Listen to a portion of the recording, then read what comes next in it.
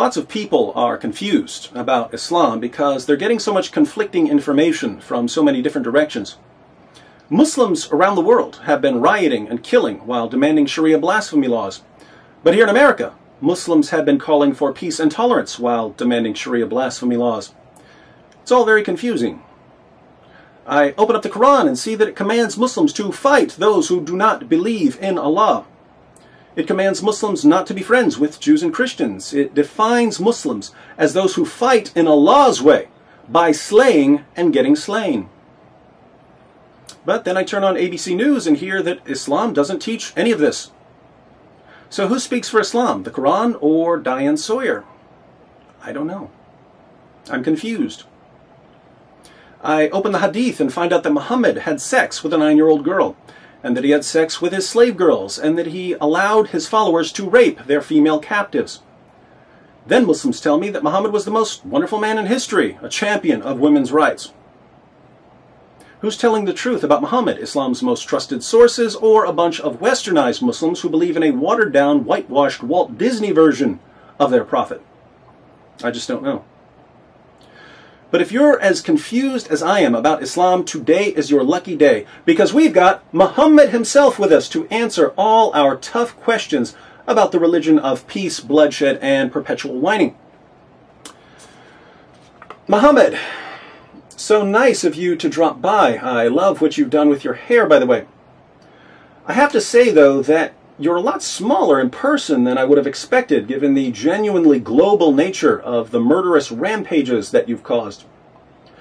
Your followers have carried out nearly 20,000 terrorist attacks since they destroyed the World Trade Center, and they've killed more than 270 million people over the past 14 centuries.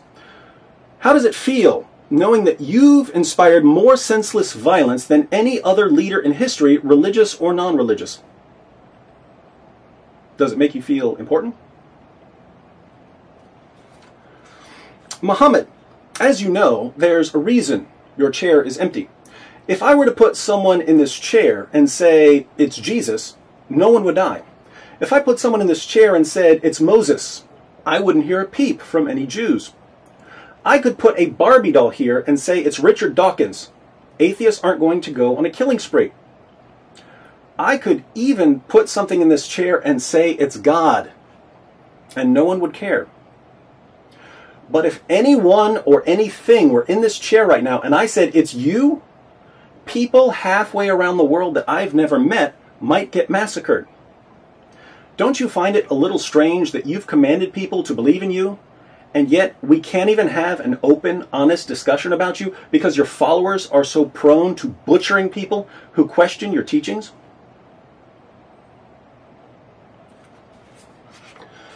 Let's talk about consistency, Muhammad.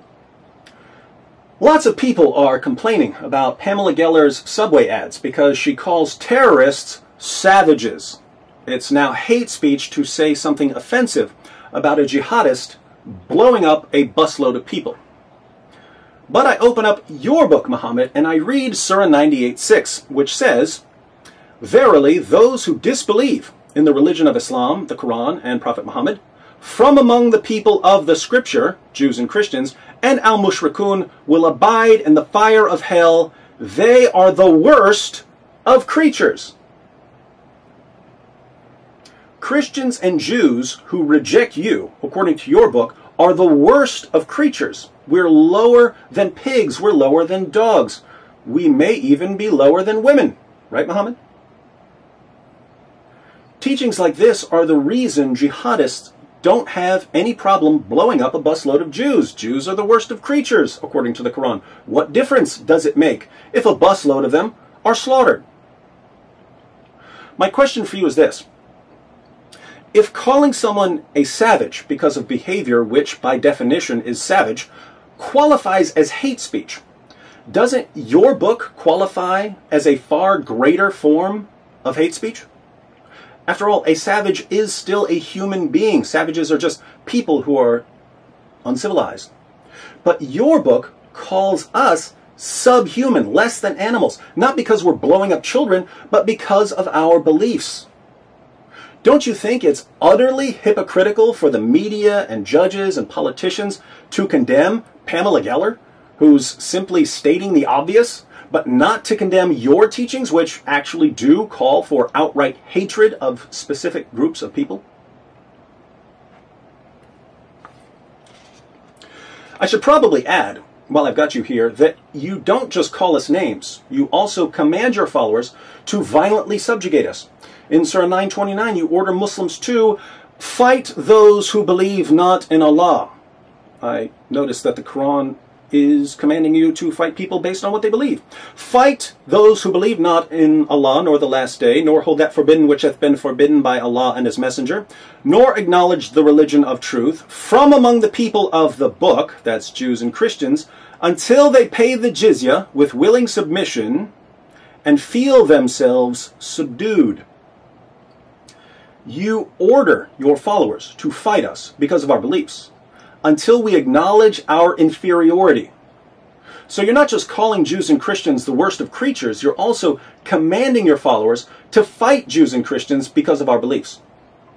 So tell me, why is it perfectly acceptable for you to attack non-Muslims, both with name-calling and with physical violence, but it's a symptom of bigotry and racism and the imaginary mental disease of Islamophobia for anyone to so much as question your teachings?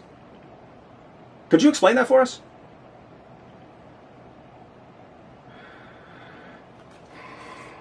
I'd like to continue with the issue of consistency, if you don't mind. Muslims around the globe are calling for blasphemy laws. They're claiming that it's wrong and immoral to say mean things about other people's religious beliefs, and that the world needs to make such behavior illegal. But wouldn't these laws simply add to your already rather lengthy rap sheet?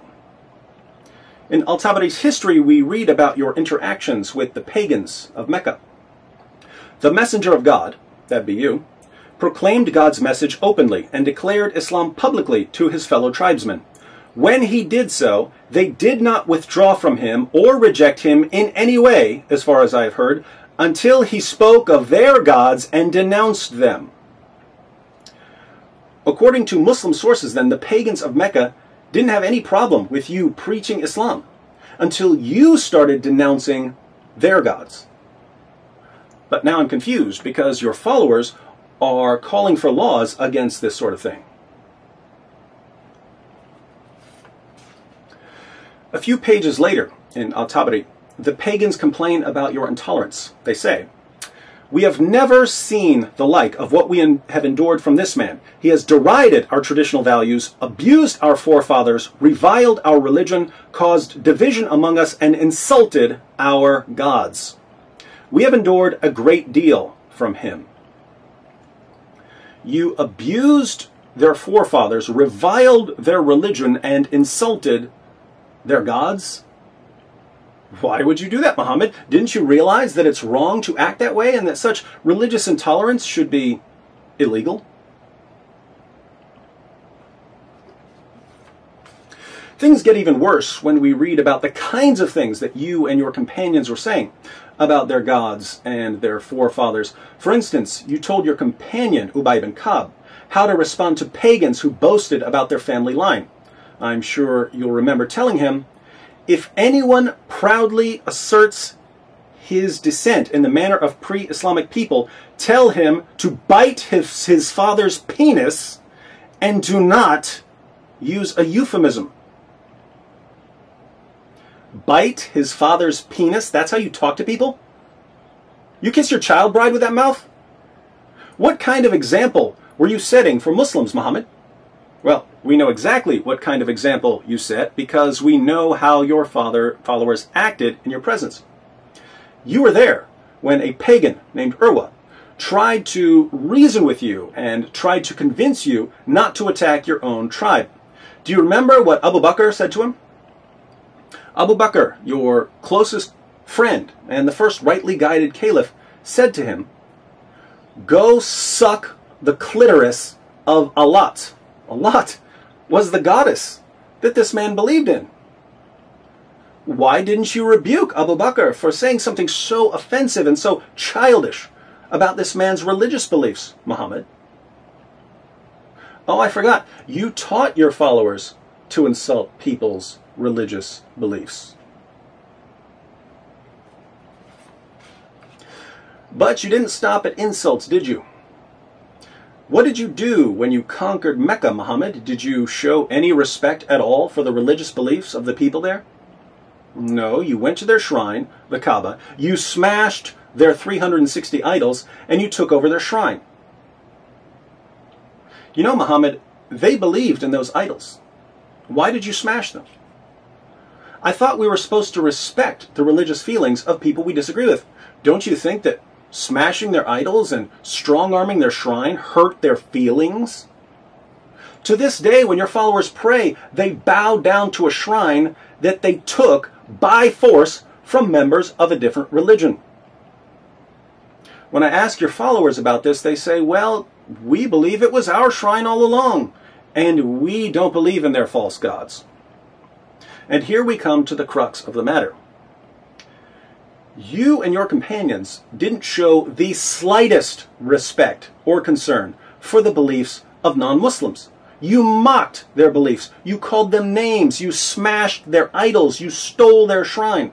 All because you didn't believe the same things they believed. Guess what, Muhammad? I don't believe in you. I don't believe you're a prophet. I don't believe in your God. I don't believe in your book. So, if I were to follow the example set by you and your companions and your followers today, what should I do? Should I tell your followers to bite your penis? You said no euphemisms. Should I tell them to perform a little cunnilingus on Allah? No euphemisms now. Should I smash your book to pieces? Or should I go all Mona al-Tahawi on it? Isn't it ironic, Muhammad, that your followers today tell people that you're the greatest moral example in history, and yet the Muslims watching this video right now are absolutely horrified at the thought of me acting like you? But you can tell your followers not to worry, Muhammad, because I'm as horrified at the thought of acting like you as they are.